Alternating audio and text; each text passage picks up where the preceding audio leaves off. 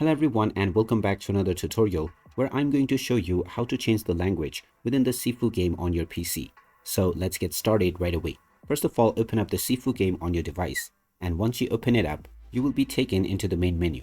Now if you wish to change the language, just tap on Options, and then from the Options page, go ahead and tap on Language.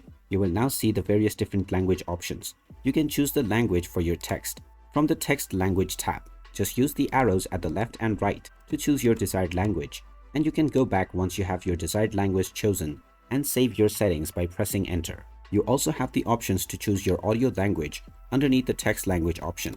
And there you have it. That is how easy it is to change the language within the Sifu game on your PC. If you find this video helpful, make sure you hit that like button and subscribe to our channel if you haven't done so already. Also ring that notification bell to never miss another update from us. Thank you for watching, and I will see you again in the next video.